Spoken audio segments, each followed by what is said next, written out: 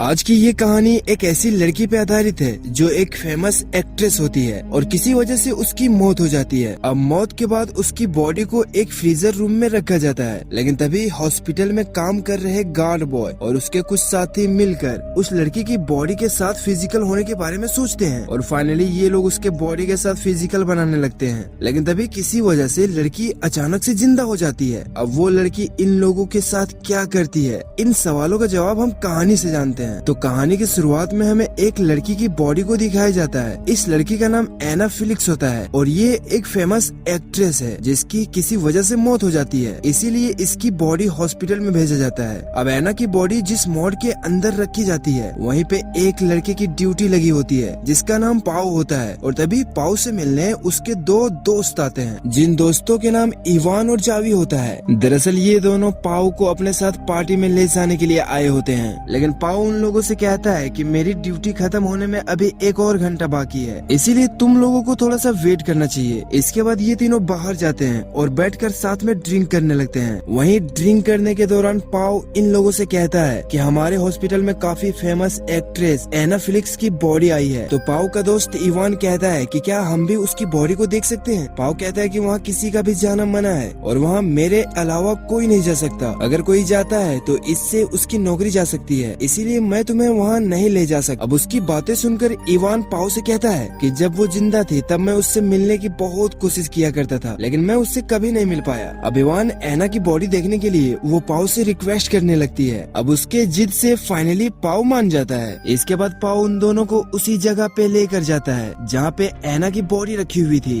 वो अपनी नौकरी का परवाह न करते हुए इन दोनों को लेकर वहाँ पर पहुँच जाता है। इसके बाद पाओ एक बॉडी के पास जाकर खड़ा हो जाता है और कहता है ये रहा एना फिलिक्स की बॉडी। और जैसे ही वो उसके चेहरे से कपड़ा हटाता है तो वो एक बुढ़ी औरत की बॉडी होती है जिसे देखकर इन दोनों की फट जाती है। दरअसल पाओ इन दोनों से मजाक कर रहा था और इसके बाद ये लोग एना की बॉडी के पास जाते हैं और धीरे से उसके चेहरे से कपड़ा हटाते हैं। अब ये लोग एना का चेहरा देखकर एकदम हैरान हो जाते हैं क्योंकि ये वाकई में काफी खूबसूरत थी। अब एना की खूबसूरती देखकर इवान का नीयत खराब होने लगता है और वो उसके बॉडी से कपड़ा और नीचे खिसका देता है और वो एना की बॉडी को छूने लगता है। अब यहाँ पे इवान को एना की बॉडी को छूते हुए देखकर इन दोनों दोस्तों को काफी अजीब लगता है। इसके बाद इवान जावी से कहता है कि तुम्हें भी एना की बॉडी को छूकर देखना चाहिए और उसके कहने से जावी भी उसके बॉडी को टच करने लग जाता है, लेकिन जावी को बिल्कुल भी ये सब अच्छा नहीं लग रहा था और वो अपना हाथ हटा लेता है। वहीं पे इवान जो एना की बॉडी को देखकर उसका ईमान खराब होने लगता है और अब वो उसकी बॉडी के साथ फिजिकल होना चाहता था और वो अपने दोस्तों को इस बारे में बताता है। अब उसकी बातें सुनकर जावी को काफी हैरानी होती है। यहाँ पे वो कहता है कि किसी के बॉडी के साथ ये सब करना बिल्कुल भी सही नहीं है, लेकिन पाओ कहता है कि मैंने एक डेड बॉडी के साथ ऐसा किया था और इसमें कुछ गलत नहीं है, किसी को कुछ नहीं पता चलेगा। अब क्योंकि जावी इन लोगों का दोस्त होता है और उसकी बात मानना इसकी मजबूरी बन जाती है क्योंकि असल में जावी को ये सब करने का बिल्कुल भी मन नहीं कर रहा था। इसके बाद ये तीनों दोस्त मिलकर साथ में यहाँ पे ड्रग्स लेते हैं जिससे इन्हें ये काम करने में और भी ज्यादा मजा आए। इसके बाद पाओ और जावी रूम से बाहर चले जाते हैं। वहीं पे इवान एना के साथ उसी रूम में रुक जाता है। अब कुछ देर के बाद इवान अपना काम पूरा करके बाहर आ जाता है और इसके बाद पाओ रूम के अंदर जाता है। इसके बाद पाओ एना के बॉडी के साथ वही सब करने लगता है जो इवान ने उसके साथ किया और तभी अचानक से एना जिंदा हो जाती है।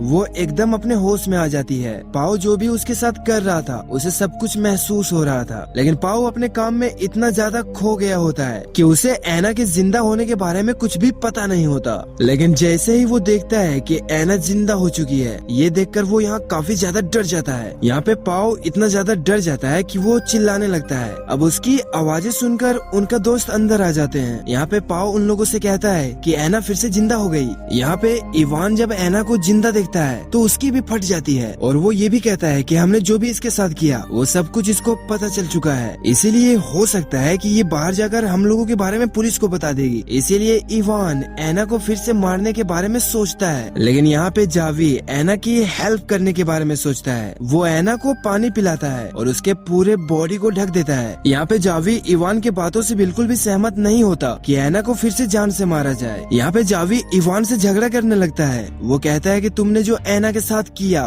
उसकी सजा तुम्हें जरूर मिलेगी और इसी बात को लेकर इन दोनों के बीच में झगड़ा हो जाता है और ये झगड़ा इतना ज्यादा बढ़ जाता है कि इवान जावी को बुरी तरीके से पीटने लगता है और तभी पाओ आकर आकर इन्हें रोकता है, लेकिन जावी के सर पर चोट लगने की वजह से वो बेहोश हो जाता है और यहाँ उसके सर से ब्लड भी निकलने लगता है। अब उसे देखकर ये लोग उसे फर्स्ट एड देने के बारे में सोचते हैं। इसके बाद ये लोग एना और उसके दोस्त को दूसरे कमरे में ले जाने लगते हैं। वहीं जावी को दूसरे रूम में ले जाते समय पाव के कपड़ों पर खून लग जाती है। इससे पाव को अपने कपड़े चेंज करने पड़ते हैं और तभी अचानक से यहाँ पे पाव के स्टाफ मेंबर आ जाता है। अब उसे देखकर एना यहाँ पे चिल्लाने की कोशिश करती है, लेकिन वो यहाँ पे बोल ही नहीं पा रही थी। अब यहाँ पे पाव अपने स्टाफ मेंबर को बातों में उलझा लेता है, जिससे उससे पता न चल जाए कि एना फिर से जिंदा हो गई है। अब कुछ देर के बाद पाव अपने स्टाफ मेंबर के साथ यहाँ से बाहर चला जाता है। वहीं दूसरी तरफ हम इवान को देखते हैं जो जावी के साथ होता है, और जब वो जावी को चेक करता है तो उसे पता चलता है कि जावी सांस नहीं ले रहा है, यानी कि अब जावी भी मर चुका है। अब कुछ देर के बाद पाव भी इस रूम में आ जाता है, और जैसे ही पाव को पता चलता है कि जावी की मौत हो चुकी है तो उसे यहाँ पे काफी बुरा लगता है। वो इस बात से रोने भी लग जाता है क्योंकि उसने एक गलती की वजह से अपने दोस्त को खो दिया। अब यहाँ पे इवान पाव को समझाने लगता है। वो कहता है कि यहाँ जो भी हुआ इसमें हमारी कोई गलती नहीं है, ये बस एक एक्सीडेंट था। वहीं एना भी इन लोगों की बातें सुन रही होती है। यहाँ पे एना कहते हैं कि तुमने जो भी अपने दोस्त के साथ किया है या जो भी मेरे साथ किया है, ये सारी बातें मैं पुलिस को बता दूंगी और पुलिस तुम दोनों को कभी नहीं छोड़ेगी। अब उसकी बातें सुनकर इवान पाव को लेकर बाहर आता है। वो कहता है कि अगर इस बारे में पुलिस को पता चल गई तो हमारी जिंदगी बर्बाद हो जाएगी और हमें इसके लिए फांसी भी हो सकती है। इसके बाद यहाँ पे इवान एक प्लान बनाता है। वो कहता है कि सबसे पहले हमें जावी की बॉडी को ठिकाने लगाना होगा,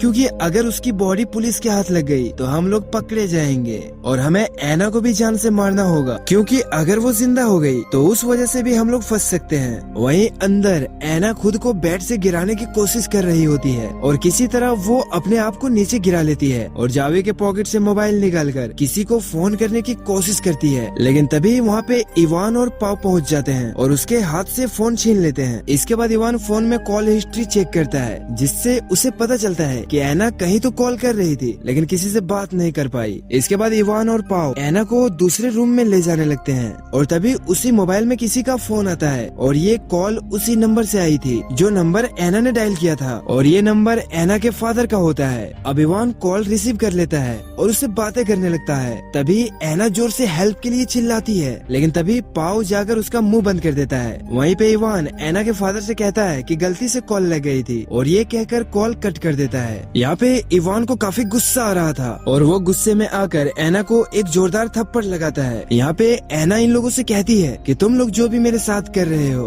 उसकी सजा तुम्हें जरूर मिलेगी। यहाँ पे इवान एना से कहता है कि कुछ देर पहले तुम एक डेड बॉडी थी और मैं फिर से तुम्हें एक डेड बॉडी बना दूंगा। इसके बाद इवान कंटेनर लाने के लिए बाहर जाता है, जिससे वो अपने दोस्त की बॉडी को ठिकाने लगा सके। अब यहाँ पे पाव एना के पैरों को बांधने लगता है, जिससे वो उसे फिर से मार सके। यहाँ पे एना पाव से कहती है कि मुझे पता है तुम एक अच्छे इंसान हो, लेकिन तुम्हारा दोस्त इवान बिल्कुल भी अच्छा लड़का नहीं है और तुमने मेरे साथ कुछ भी नहीं किया है। बस तुम्हारा दोस्त बहुत ही झूठा किस्म का इंसान है और उसी ने तुम्हारे दूसरे दोस्त को भी मारा। यहाँ पे पाव कहता है कि मुझे पता है कि जावी को उसी ने मारा है, लेकिन ये सब कुछ बस एक एक्सीडेंट था, उससे जो भी हुआ वो बस अनजाने में हुआ। यहाँ पे एना कहती है कि तुम्हें कुछ नहीं पता, तुम जब स्टाफ मेंबर के साथ बाहर गए थे उसी समय उसने तुम्हारे दोस्त को गला दबाकर मार दिया। अब उसकी बातें सुनकर पाव यहाँ पे सोच में पड़ जाता है। इसके बाद वो एना के मुंह में एक टेप लगाकर यहाँ से बाहर चला जाता है। अब पाव की यहाँ से बाहर जाने के बाद एना अपने आप को खोल लेती है और रूम से खिसकती हुई वो किसी तरह बाहर आ जाती है। अब जैसे ही इवान वहाँ पे आता है तो वहाँ पे एना नहीं होती। अब वो ये बात आकर पाव को बताता है। इसके बाद ये दोनों एना को ढूंढने लगते हैं। वहीं पर हमें एना को देखते हैं जो खिसकती हुई किसी तरह लिफ्ट तक पहुँच जाती है। यहाँ पे एना लिफ्ट का दरवाजा बंद करने ही वाली होती है, तभी वहाँ पर इवान आ जाता है और फिर से वो एना को पकड़कर वापस ले आता है। इसके बाद पाव इवान से कहता है कि तुमने ही चावी को मारा है। इवान कहता है कि हाँ मैंने ही उसको मारा है, लेकिन वो बस एक एक्सीडेंट था। पाव उससे कहता है कि नहीं वो एक्सीडेंट नहीं था, बल्कि तुमने उसका गला घोट कर उसे मारा है और इसके बारे में मुझे पता चल चुकी है। अब उसकी बातें सुनकर इवान गुस्सा हो जाता है। वो उससे कहता है कि तुम्हें ये सब कुछ एना ने बताया है, वो तुमसे झूठ कह रही है, तुम्हें उसकी बातों पर यकीन नहीं करना चाहिए, वो हम दोनों को लड़ाना चाहती है। इसके बाद इवान एना को जान से मारने का प्लान बनाता है। वो यहाँ पे एक कपड़ा लाता है और वो पाव के हाथों में दे देता है। वो कहता है कि तुम ये कपड़ा लगाकर एना की सांस को रोक दो, लेकिन पाव वो कपड़ा वापस इवान को दे देता है। वो कहता है कि तुमने ही जावी को मारा, इसीलिए एना को भी तुम ही मारोगे। लेकिन इवान गुस्से में पाव के हाथों में कपड़ा देकर वो दोनों एना को दम घोटकर मारने लगते हैं, जिसके कुछ देर के बाद एना फिर से मर जाती जाती है। इसके बाद हम देखते हैं कि इवान अपने दोस्त की डेड बॉडी को कंटेनर में डालकर बाहर ठिकाने लगाने के लिए ले जाता है। वहीं दूसरी तरफ पाओ एना के बॉडी को साफ करके उसे कपड़ों से ढक देता है और वो वहाँ से जाने लगता है। लेकिन जाने से पहले वो एना के चेहरे से कपड़े को हटाता है, जहाँ पे हम देख पाते हैं कि एना अभी भी जिंदा होती है। दरअसल ये एना और पाओ का ही प्लान होता है, क्योंकि जब एना पाओ से कह रही थी कि तुमने मेरे साथ कुछ नहीं किया है, जिसे सुनकर पाओ को ऐसा लग रहा था कि एना अगर जिंदा भी रह गई तो वो उसे नहीं फंसाएगी, और तब वो उसके साथ मिलकर ये प्लान बनाता है। दरअसल जिस समय ये दोनों मिलके एना का दम घोट रहे थे, उस समय एना सिर्फ मरने की एक्टिंग करती है। अब कुछ देर के बाद इवान अपने दोस्त की बॉडी को ठिकाने लगाकर वहाँ पहुँच जाता है। इसके बाद पाओ और इवान दोनों ही यहाँ से निकल जाते हैं। अब बाहर आने के बाद इवान को पता चलता है कि वो अपना आईडी कार्ड अंदर ही भूल गया है, इसीलिए वो अपना आईडी कार्ड लेने के लिए वापस अंदर जाने लगता है। लेकिन तभी पाओ इवान से बहाने बनाने लगता है जिससे वो अंदर न जाए। दरअसल पाओ को पता होता है